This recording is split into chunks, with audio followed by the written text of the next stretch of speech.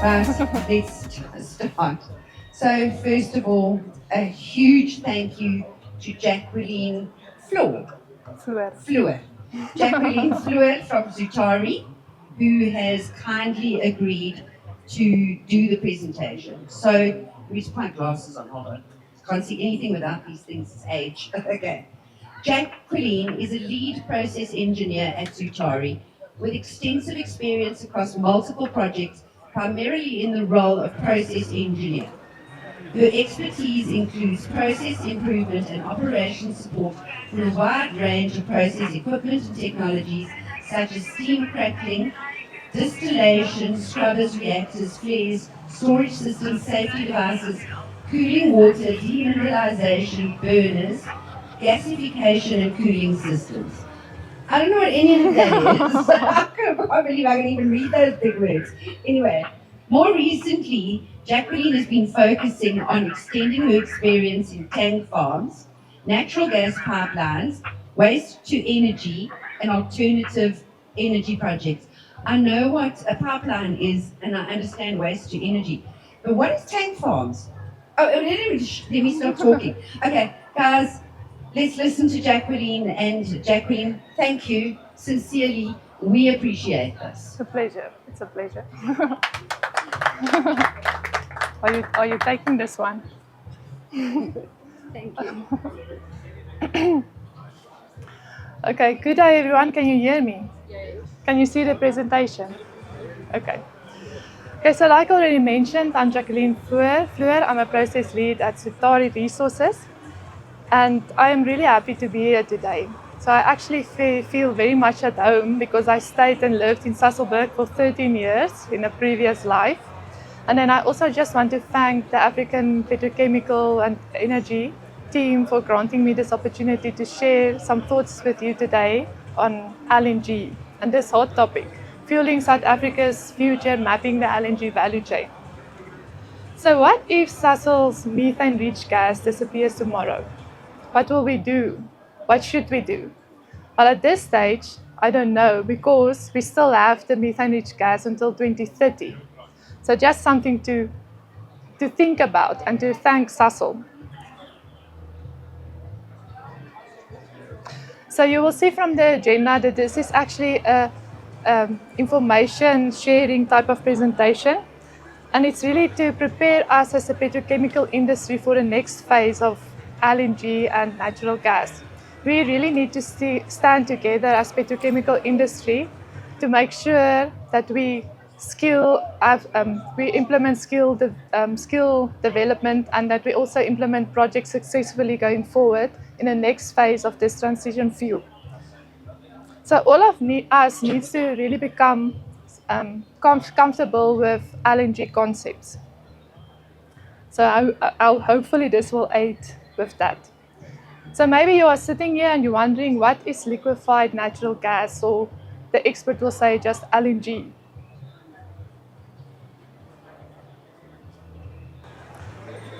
So liquefied natural gas, this is a slide to just show what it is and what is it not. So what it's not. LNG is not a renewable energy source. It's actually a fossil fuel, and it's originates from organic matter. LNG is not the same as LPG. So LNG is a methane-based and LPG is a propane-butane-based. So LPG is actually produced during the process of natural gas production or during the refining of crude oil. LNG is not completely emissions-free. You still have your greenhouse gases when you burn that. And LNG is not produced everywhere. So some countries really need to import LNG to use it. Okay, what it is. What LNG is a natural gas that has been cooled to minus 662 degrees to turn it into its liquid phase and to make it easier and safer to transport and store. LNG is a cleaner fossil fuel. With fossil fuel, you must always remember that it's something that can be depleted, so we can use it up. LNG is traded internationally, making it a global energy commodity. And then it's also a flexible and reliable energy source to ensure a stable power supply when you have intermittent interruptions during your renewables like solar or wind.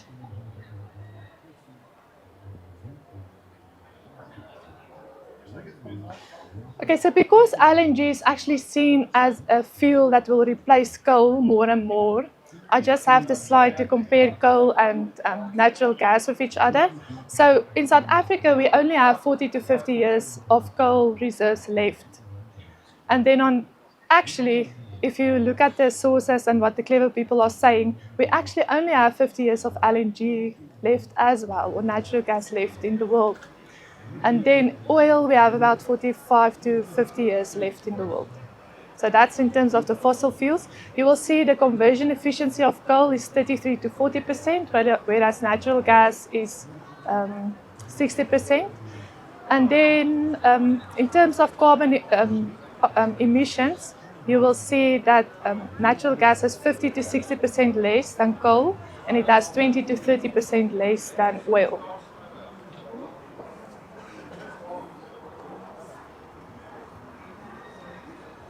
So maybe you're also wondering, I don't think this crowd, maybe you're also wondering why LNG, why is this important? Why are we talking about this today?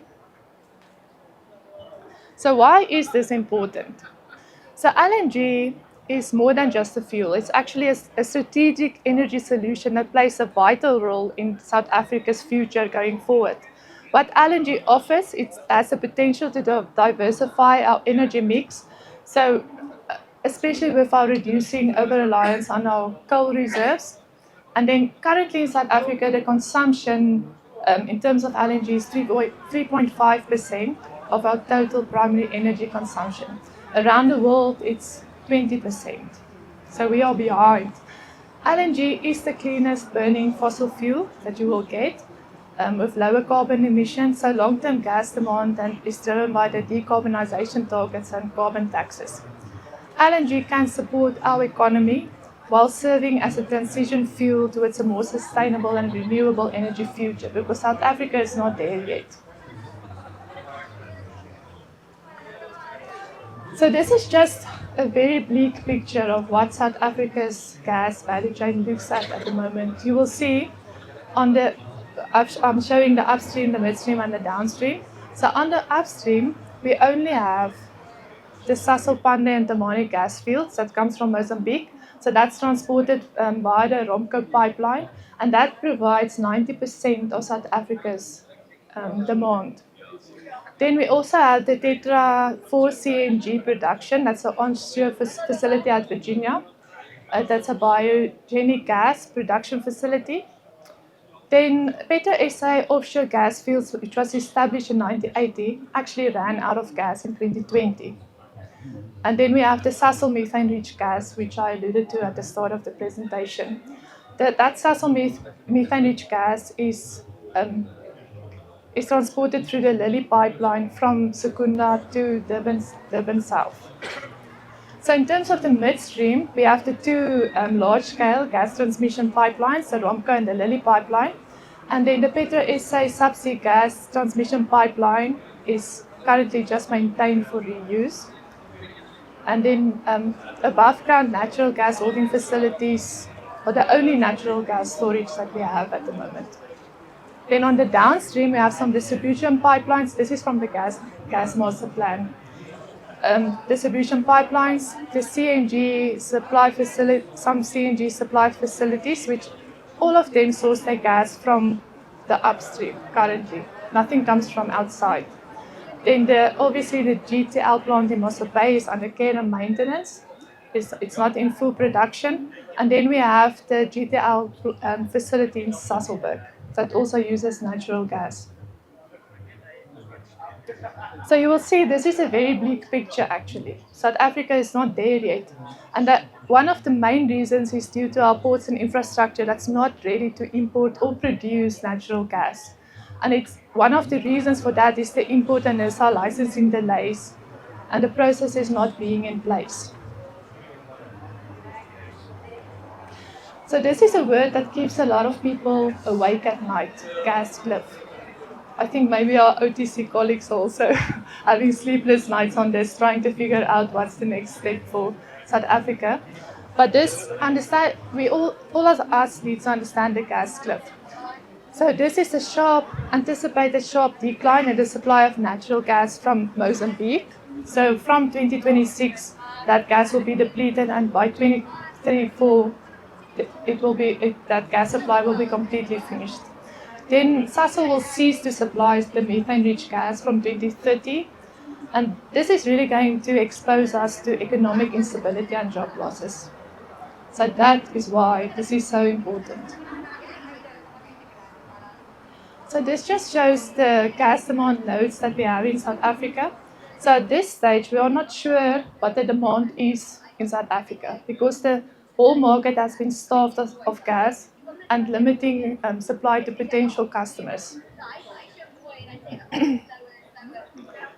So since 2015, there hasn't been any growth in South Africa in terms of natural gas because we are starved of gas. We don't have enough. The infrastructure in South Africa is inadequate, and then it's expected that the SA gas demand will peak in 2040, whereas Australia and Japan already peaked in 2010, and the USA will peak in 2030.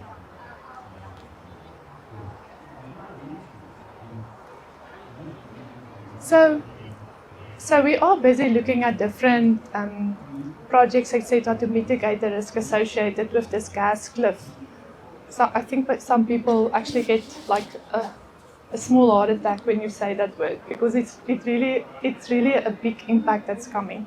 And then we are exploring alternative sources of natural gas. So that's development of gas reserves and then LNG import agreements with international suppliers.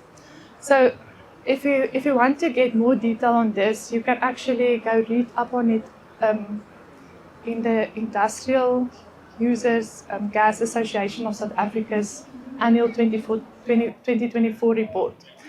And then another source where you can get a lot of information, and I actually had this in my presentation, I didn't put it in because the three of you are here, is to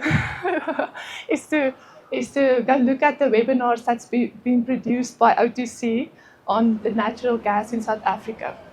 So I'm actually learning a lot from that as well. So the presentation today is about the LNG import specifically. So they're looking at Maputo, Richards Bay, Kuga, and Saldanha Bay to import the LNG.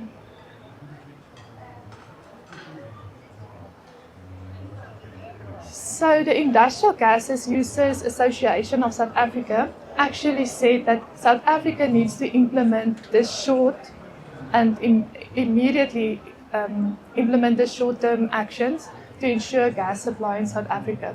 So the first action is the transition from the Sasol gas to LNG. So that's actually aligning the natural gas supply from Matola and the removal of the Sasol gas from the Lily pipeline. So from that 2024 report, there's actually other options as well. They're also looking at supplying the gas from Richards Bay through the Lily pipeline and reversing that flow. So we have some options there going.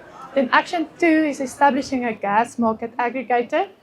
So that will just ensure a favorable market structure to ensure cost-efficient gas supply. Action 3 is a timely LNG infrastructure development. So it's establishing the infrastructure for LNG import, and they are saying we should first look at Matola and then secondly at Richards Bay, and that's what it's currently being done. Then on action 4, government risk assumption for urgent projects to enable bankability of urgent projects. And then action 5 is linking the Romka and the Lily pipelines to ensure gas supply to the KZN. But like I said, we're also looking at, Transnet is also looking at gas coming in from Richards Bay through the Lily pipeline to the KZN users. And then lobbying for gas to power generation. This will enable the upstream development of infrastructure. So we've seen these LNG import terminals are actually not feasible if you don't have a gas to power station that's going to draw from that. So LNG in a picture. So this slide shows the LNG value chain. So you will see it starts with natural gas production, then a natural gas processing and liquefaction to put it in a liquid form, then LNG storage and loading. From there, it is transported via LNG shipping, and that is where South Africa will now come in terms of the LNG terminals. So it's the LNG receiving storage, then the LNG regasification, because you need to put it in a gas again if you want to transport it via pipeline. And then it's obviously the natural gas distribution and transport. So we're going to focus on the South African part of this today. So the first topic going into the value chain is sourcing of LNG. So I'm not really going to talk to this slide, it's just to say where natural gas is coming from. It's a naturally occurring hydrocarbon in the sedimentary of rocks. So in terms of refining of LNG, so once you get the LNG from the sedimentary rocks, you actually call it a wet natural gas. That's before refining, and then you have a methane content of about 60 to 85%. Then after refining, you call it a dry natural gas, and then you have a methane content of about 90 to 98%. So the potential suppliers for South Africa is the USA, Australia, Oman, and Qatar. And you will see from the graph that the methane content in that natural gas actually it varies a lot. So moving the potential of LNG. So LNG takes up to 600 times less space than natural gas when it's in the liquid form, making it easier and cheaper to transport and store. And then CNG is compressed natural gas. So in South Africa, we compress the natural gas to 200 to 250 bar, but in other countries, they actually compress it, they can even compress it to 300 bar. And then CNG takes up 100 times less space than natural gas. So that's for the truck and vehicle transport industry. So some interesting facts on LNG carriers is LNG carriers are specifically designed to transport LNG. A cargo capacity is between 125,000 to 260,000, and then the favorite is 180,000.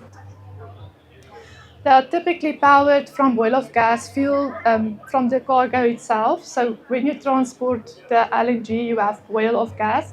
So it's typically powered from the boil-off gas, reducing the need for additional fuel. And then you can have transshipping between carriers on the sea, where you transfer the LNG between the carriers.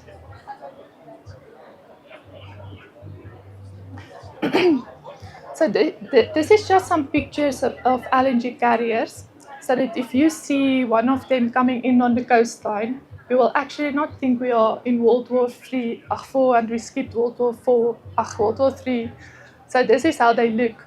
And an LNG carrier will then connect to your FSU, your FSRU, or your land-based terminal to offload the LNG. So we will get to the FSU and the FSRU, etc. in a few minutes. So this contracting and pricing mechanisms are for the two guys there that will be interested in it, but I find it very interesting. So your typical contracting models is long-term, medium-term, and short-term contracts. Your long-term contract is 15 to 25 years, and this is to establish long-term supply security, facilitate large investment infrastructure, price stability, and also the advantage is risk management. Then on the medium-term contracts, it's usually 3 to 10 years. So there you have more flexible pricing mechanisms, a blend of fixed and variable pricing mechanisms, and the emphasis is on the market-driven pricing. Then short-term or spot contracts can be a daily contract or month duration. It's more flexible based on the current market conditions and allow for a quicker market adaptation. So in terms of the pricing mechanism, how we price LNG, so because LNG and oil, when LNG started coming into the market, it was in competition with oil. The oil index pricing was actually the traditional way of pricing LNG. And then there's also gas on gas pricing. Then it's based on the natural gas supply and demand. It uses the gas trading hub benchmark, and that's more transparent and market driven. So in terms of the major trading hubs, So I'm only showing 4 major trading hubs on this slide, but there's actually 6 more that I know of. So there's a lot of LNG trading hubs in the world already. The first one that I want to talk to is the Henry Hub. That is a United States trading hub, and they have about 30% of the LNG contracts in the world. Then TTF is a title transfer facility. That's a European gas pricing benchmark, and they have 25% of the global LNG contracts. Then you also have a secondary benchmark for the European LNG imports, and that is the NBP, which is a national balancing point from the UK. And then obviously Japan and Korea will have one, that's the JKM, and they have 15% of the market. So the evolving market trends that we are seeing is that people actually implement hybrid pricing models. So they will have a certain percentage of oil index pricing in the contract and a certain percentage of the gas hub reference pricing. And then you also see a decline in this oil indexation pricing. So in 2000, 80% of contracts were oil index priced, but now in 2024, only 30% were based on the oil index. So import and storage solutions. Okay, so just quickly again, so the LNG carrier will come over the seas from America and then it will stop at the berth. That's where the offloading of the LNG takes place with usually loading arms. Then you transport it with a cryogenic pipeline to your LNG storage where it's stored. And then you need to regasify it again if you want to send it out to customers, and then you have your send out in distribution. So you basically have 3 options to store LNG. The first one is your land-based terminal. The second one is your FSRU, which is the floating storage regasification unit, and then the FSU, that's your floating storage unit. So the FSU just don't have the capability of regasification. Okay, so if we compare land-based storage with FSRU, this is actually a question that comes up a lot. Should I go for a land-based terminal, or should I just implement the FSRU and then regasify from there and send it out to inshore? Then maybe this slide can help you. So the deployment for land-based storage is 3 to 7 years, whereas the deployment for the FSRU is 2 to 3 years. A newly built FSRU will take up to 31 months, and then an existing conversion from an LNG carrier to an FSRU can take up to 27 months. So obviously the land-based storage has a higher storage capacity and the regasification capacity is scalable. And then on the FSRU, you have a limited storage capacity and your regasification is limited as well. So it really depends what you need. Then in terms of capex, the FSRU capex is less than 50% of the land-based. But then if you look at the OPEX again, it's 1.4 times of the land-based storage. And then some other interesting things is that the lifespan of a land-based storage is usually 25 to 40 years, whereas the FSRU is 20 years. And then leasing contracts are usually around 10 to 12 years. So how do you make that decision? So in general, the break-even in terms of capex and opex are between 6 to 7 years. And the general rule of thumb is that if you're going to require the storage for more than 10 years, you will go for a land-based terminal. But what we see in the market is that people deploy the FSRU and then they start building the land-based terminal.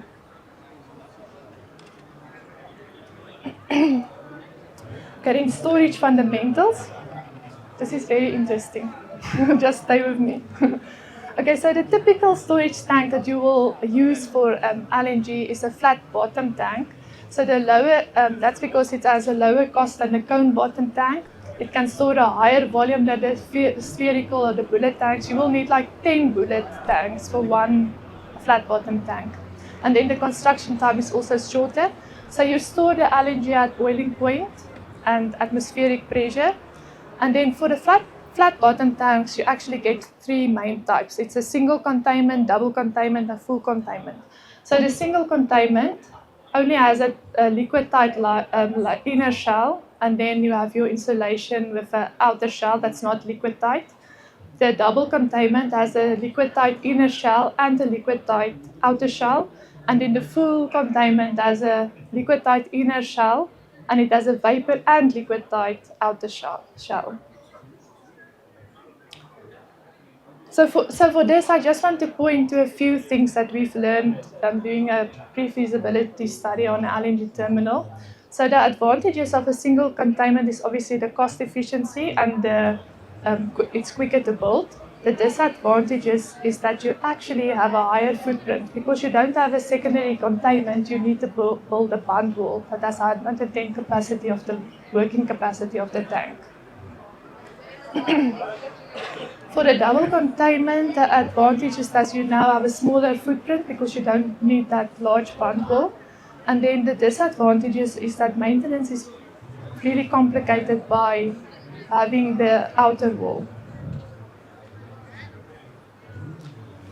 For the full containment tanks, you actually take up less space.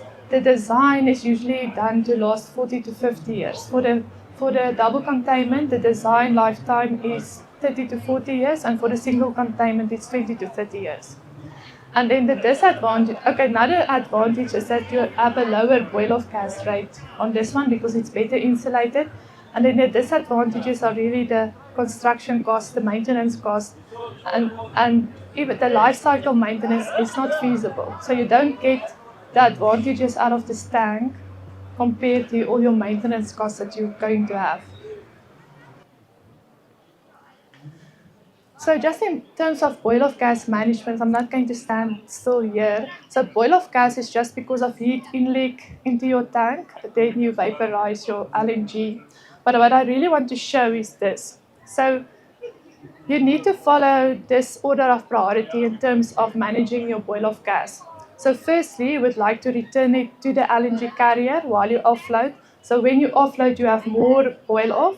So you want to really send it back to the LNG carrier, especially if the LNG carrier has liquefaction capability. Then the second priority option is to use it as an in-plant fuel.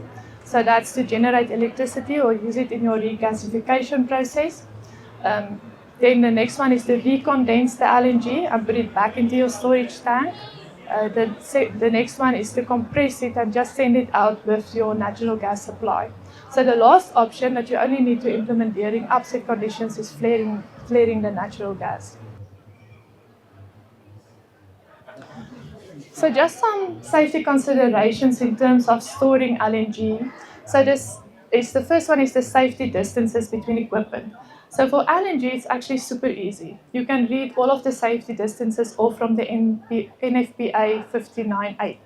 For diesel or petrol or hydrogen, you need to calculate all of this from first-hand principles. So see, it's already easy doing LNG.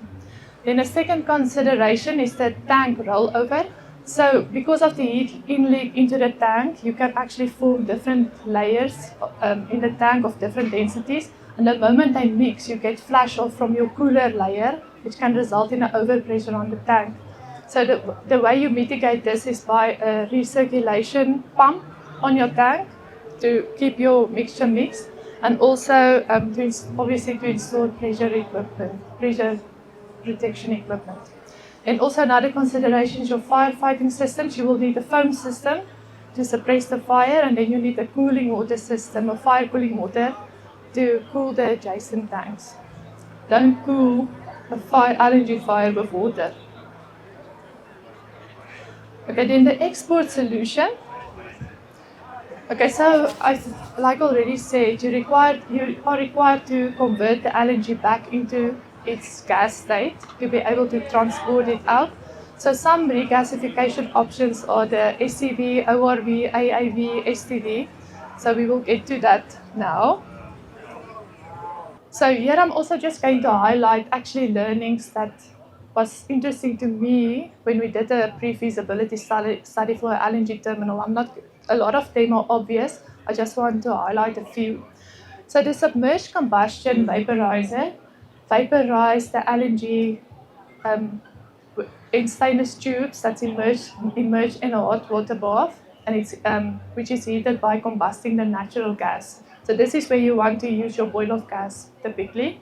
So 25% of the current LNG terminals has this technology installed, but you require 1.5% of your vaporized LNG as fuel.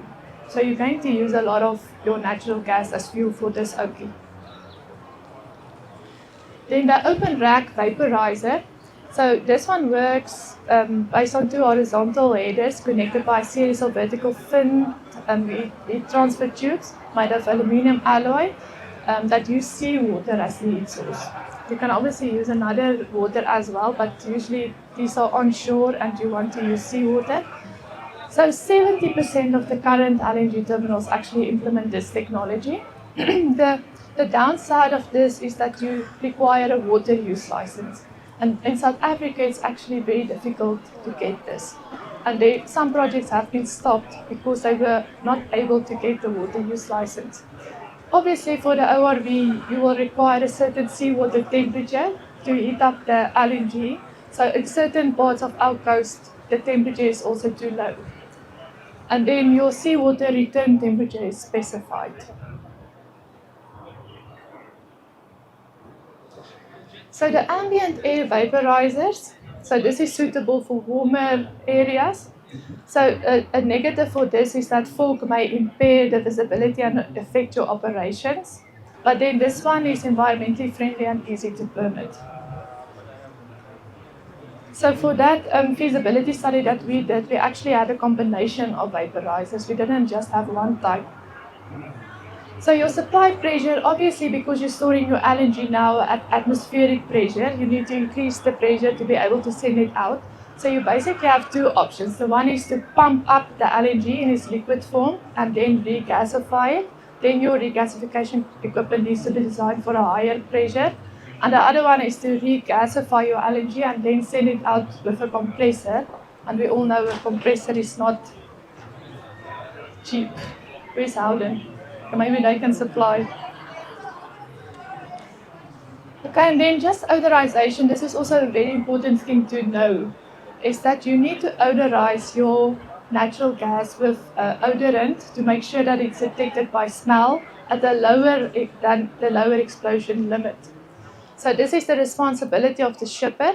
And then just for the transporter, you need to know that you can actually have odorant fade because of several factors.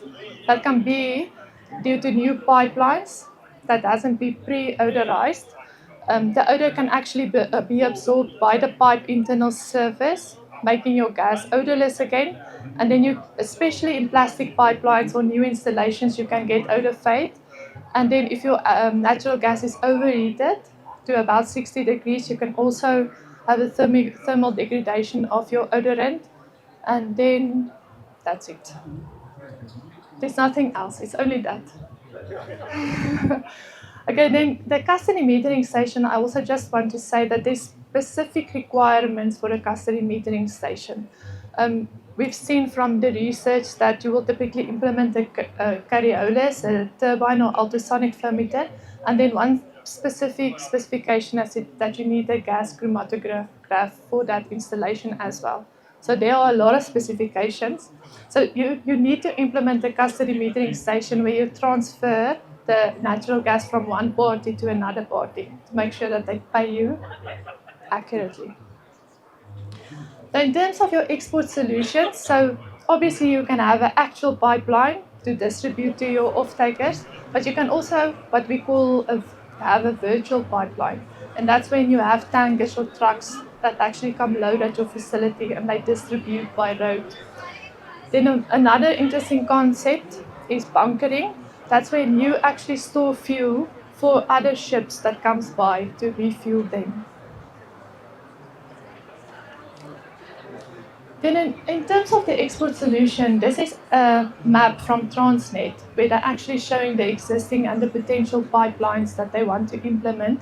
You will see a lot of them are actually based on where we are planning to have LNG terminals in South Africa and Mozambique. Yeah, so that's just for interest sake. You can go into the detail at some point. Then in terms of financial risk, so why is this important? Why are we talking finances? Because the perceived risks actually implicate the cost of your financing, so your payback rate. So it's better to mitigate and put stuff in place for this so that you can get better financing.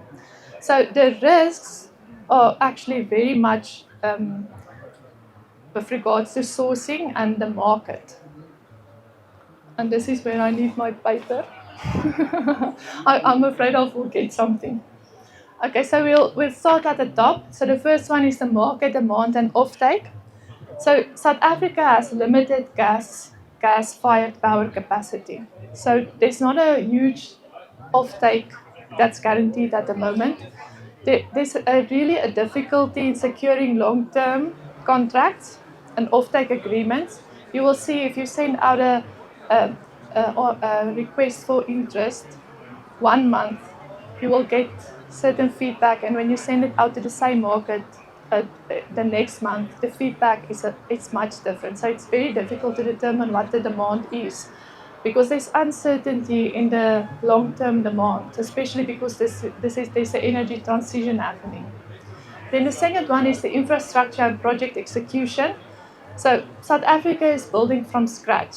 So we don't have a lot of skills yet. So I'm trying to improve that today. And then it also requires a high upfront capital for these projects. So there's a lot of risk in terms of that. The gas master plan is still evolving. So the permitting and the licensing processes may be very slow. Several processes are new and still need some streamlining. So that can also implicate the currency and exchange rate volatility.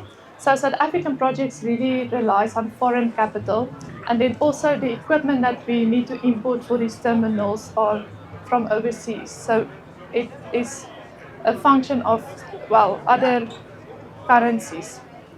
And then the South African rand is also a very volatile currency.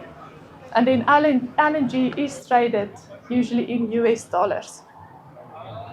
The global LNG price volatility is also a factor. So South Africa will only be an importer probably in the near future, and we are really exposed to LNG spot and contract prices. And then there's also the hidden cost of shipping. So shipping cost is up to 30% of the LNG cost for delivery. So that is also a huge risk for us. Then the vessel and voyage planning, obviously all of those shipments are subjected to weather, etc. Then the FSRU availability. The FSRUs are actually a very long lead item. It's not something that you can buy today and you get it next year even. And then there's a lot of competition for LNG, because South Africa is also driving the renewables, and the competition is basically the renewables, coal, and possibly nuclear, as South Africa is pushing hard for renewable energies as well. So alternative energy, I'm not going to stand still here for a very long time. So the alternative energy that we have is biogas or biomethane, then biosynthetic natural gas, green hydrogen, electrification, and electrofuels. So I will say one sentence about all of them. So biogas is produced by fermenting biogas, and one thing that I actually didn't know before this presentation is that if you upgrade your biogas, you get the biomethane. And then in terms of the biosynthetic natural gas, this is produced from gasification, and it's a less mature technology than the biogas production. I'm just rushing through this because I want to get to another slide. Okay, then green hydrogen, this is a very interesting topic. Did you know that pink hydrogen is actually comes from nuclear energy? Then electrification is just replacing certain technologies and processes with electrical powered equivalent. And then you really actually want to have renewable electricity to power this. This is also an interesting one, electric fuels. That's actually when you react your green hydrogen with with carbon, and then you can produce this. So this is a slide that I actually want to go through in detail because it's actually very, very useful to understand when do you use which of these energies. So in terms of biogas and biomethane, you will only use it when you have a steady supply of feedstock, which is that organic waste, and then your offtake actually needs to match your production or your feedstock that you have. So this is not competition for LNG really because it's really a small or medium scale type of production. Then bio SMG, this is when you have a reliable feedstock, and this is where this one competes with green hydrogen and e-fuels, not with fossils. Then green hydrogen, you require 30 liters of water to produce 10 kilograms of hydrogen. So you really need a lot of water, and you need it in a pure form. It needs to be demon water.